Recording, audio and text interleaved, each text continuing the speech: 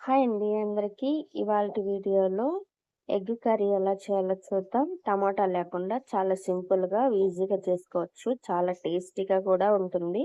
Video అయితే పూర్తిగా చూడండి. అప్పుడే అర్థమవుతుంది. స్టవ్ ఆన్ చేసుకొని కడాయి పెట్టుకొని ఆవాలు, జీలకర్ర 1 స్పూన్ వేసుకోవాలి.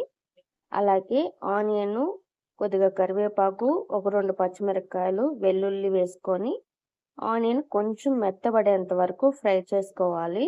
ఆనియన్ బాగా ఫ్రై అయిపోకుండా జస్ట్ ఊరికి మెత్తబడితే చాలు. ఇలా కాస్త ఫ్రై అయ్యాక రుచికి సరిపడా ఉప్పు వేసుకోవాలి. 1 స్పూను పసుపు, 2 స్పూన్లు ధనియాల పొడి, 2 స్పూన్లు కారం. ఇక్కడ కారం మీ క్వాంటిటీకి తగ్గట్టు వేసుకోండి. మీరు కారం తక్కువ తింటే తక్కువ వేసుకోండి. ఎక్కువ తింటా అనిపించుకుంటే కొంచెం ఎక్కువ వేసుకోండి. ఇలా కాస్త ఫ్రై చేసుకోవాలి. ఇలా కాస్త ఫ్రై అయ్యాక 1.5 కప్పు వాటర్ వేసుకొని ఇది ఒకసారి నీట్‌గా కలిపేసుకోవాలి.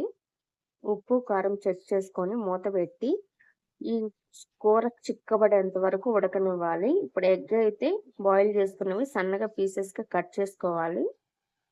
లోపల యెల్లో ఉన్నది కదా! అది తీసేసి ఒక బౌల్‌లోకి వేసుకుందాము. ఇలా చిన్న చిన్న ముక్కలుగా పొడవుగా కట్ చేసుకొని కూర చిక్కబడిందా లేదా అని చెక్ చేసుకోవాలి. ఇలా దగ్గరికొచ్చేసాక కూర ఎగ్ కూడా వేసుకొని కలిపేసుకుందాము. ఇప్పుడు ఒకసారి ఉప్పు అవంతా చెక్ చేసుకోండి. ఉప్పు, కారం తక్కువ పడితే ఇప్పుడే వేసుకొని మూత పెట్టి బాగా దగ్గరికొచ్చేంత వరకు ఉడకనివ్వాలి.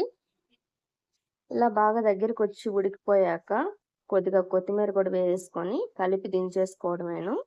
ఇది వేడి వేడి రైస్‌లోకి, దోసలోకి చాలా బావుంటుంది. మీరు ఒకసారి అయితే ట్రై చేయండి. ఖచ్చితంగా మీకు కూడా నచ్చుతుంది.